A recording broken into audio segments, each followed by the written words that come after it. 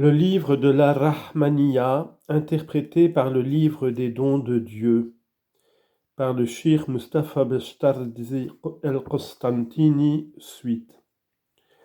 Abd-ar-Rahman el-Talabi, dans son livre La perle précieuse sur l'excellence de la prière sur le prophète, a écrit, d'après Jabr ben Muhammad al-Qurtubi, dans son ouvrage Le plaisir des secrets et la splendeur des lumières, au sujet de la prière sur l'élu, d'après Abu Huraïra, l'envoyé de Dieu dit, celui qui ayant fait la prière de l'Asr du vendredi récite avant de se lever de l'endroit où il est assis, mon Dieu accorde la bénédiction et le salut à notre Seigneur Mohammed, à sa famille et à ses compagnons 80 fois. Il lui sera pardonné les péchés de 80 années, et il lui sera compté 85 années d'œuvres de piété.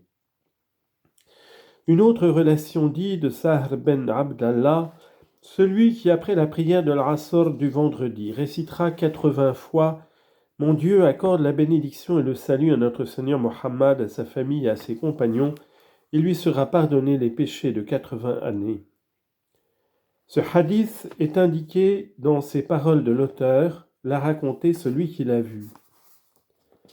Manière de prier sur le prophète. Quant à la manière de réciter cette prière sur le prophète, il faut se proposer, qasd, intention, d'obtenir par cette prière la bienveillance, murda, de Dieu. L'amour du prophète et la soumission à cette parole d'Allah, ô vous qui avez cru, demandez la bénédiction et le salut pour lui plus souvent. Coran 33, 56. Ils réaliseront cette parole du prophète, le meilleur des hommes à mes yeux, et celui qui fait le plus de prières sur moi. Et cette autre parole, celui qui prie pour moi, les anges prient pour lui. On rapporte aussi cette parole du prophète, multipliez vos prières pour moi durant la nuit précieuse et le jour brillant. On lui demanda, ô envoyé de Dieu, qu'est-ce que la nuit précieuse et le jour brillant ? Il répondit, c'est la nuit du vendredi et le jour du vendredi. Il dit aussi, celui qui dans cette nuit prie pour moi, il sort de sa bouche un oiseau vert qui apporte cette prière jusqu'à la porte de ma chambre, et j'entends de mes oreilles la prière de celui qui prie pour moi. Il a dit aussi, celui qui prie pour moi étant assis, Dieu lui pardonne avant qu'il ne se lève. Et celui qui prie pour moi étant debout, Dieu lui pardonne avant qu'il ne s'assoie. Il a dit encore, parmi les actions, les unes sont agréées de Dieu, les autres repoussées, mais la prière faite pour moi est toujours agréée et jamais repoussée. Et celui qui oublie de prier pour moi manque le chemin du ciel. Autre pratique, lecture et prières diverses, versets 157 à 164. Tu liras le Dalil el-Khayrat une fois avec attention, tu réciteras le Musaba'at le matin et le soir, tu obtiendras par là un grand bien, surtout la facilité de suivre la voie. Ô Dieu bon, ô toi qui sais tout, facilite-moi cette marche dans la vertu. Commentaire. Parmi les obligations qui s'imposent à l'aspirant, il faut mettre la lecture du Dalail el-Khayrat la veille du vendredi ou le jour même. La récitation des Musba'at, c'est-à-dire du verset du trône, sourate 10, verset 4, jusqu'à ces paroles éternelles 3 fois. Réciter « À Dieu sont les cieux et la terre et ce qu'ils renferment » jusqu'à la fin de la sourate 3 fois aussi. Réciter 3 fois « Ô Dieu, roi du royaume » jusqu'à sans compter 3 fois. Réciter la Fatiha 3 fois. Réciter la sourate de l'Ikhlas et les 2 sourates de la préservation 3 fois chacune. Terminer par la prière finale, mon Dieu donne la bénédiction à Sidna Mohammed et à sa famille, celle que font pour lui les habitants des cieux et des terres. Donne, mon Dieu, ta bonté cachée à mes affaires 3 fois. Louange à toi, ô Dieu de puissance, qui ne peut être qualifié. Salut sur les envoyés et louange à toi, ô Dieu des deux mondes, une fois après la prière du matin et après la prière de l'Asr chaque jour. Ces prières renferment des secrets, des merveilles que l'on ne peut compter. Elles procurent en particulier la facilité de suivre la marche de la perfection dans la voie des gens spirituels et font parvenir à la complaisance de Dieu. Le mot Massa désigne le soir et l'invocation finale, ô Dieu bon, termine ces explications. L'ouverture du cœur au shir, vers 165 à 168, ne cache pas le secret des deux révélations à ton shir, ô malheureux, tu serais un voleur, tu ne profiterais pas en ce monde. Commentaire.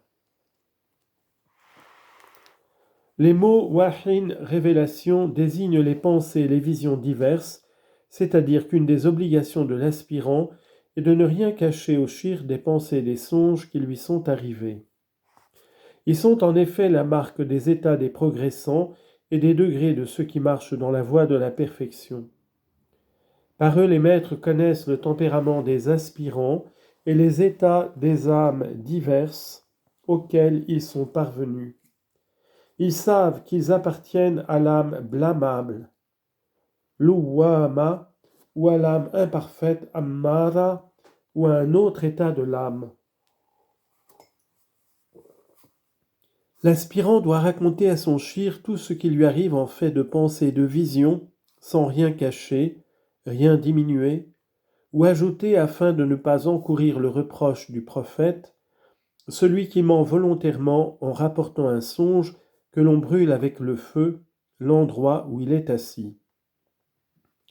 Le mensonge en ces matières est un vol et un manque de sincérité envers Dieu. L'auteur a voulu exprimer ces choses par ces mots « Tu ne seras pas un voleur », car Dieu n'exauce pas les voleurs.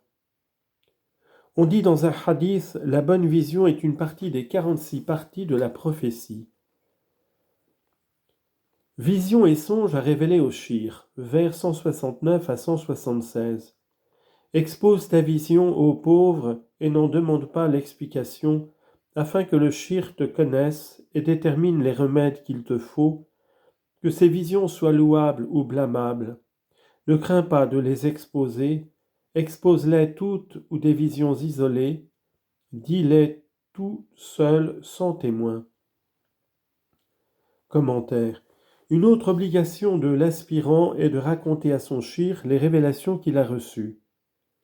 Qu'il ne demande pas au shir de lui répondre à leur sujet. Il doit les lui exposer de vive voix ou par écrit sur une feuille. Si le shir lui répond sur un sujet, qu'il en soit content, sinon qu'il lui baise la main et qu'il se retire, car ce serait vouloir l'obliger à lui donner une réponse. L'avantage de cette ouverture aux maîtres des pensées et des songes est de leur permettre de distinguer les états des aspirants et d'appliquer les remèdes des infirmités de leurs âmes ainsi que l'expose l'auteur. En effet, le shir est semblable à un médecin qui connaît le mal et la manière de le soigner. De même que le médecin est le médecin des corps et des choses extérieures, Mabani, le maître est le médecin des âmes et des choses intérieures, Marani ou idées. À cause de cela, l'aspirant est obligé d'exposer ses pensées et ses songes à son maître, qu'ils soient louables ou blâmables.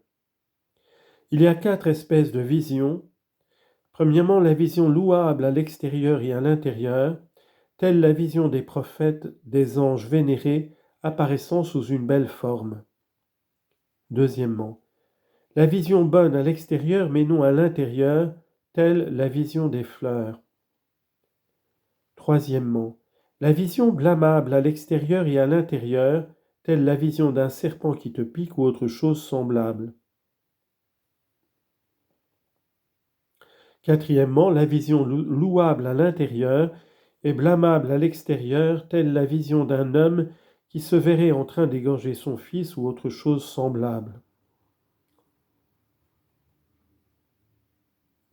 L'auteur désigne ces visions par les mots réunis ou séparés.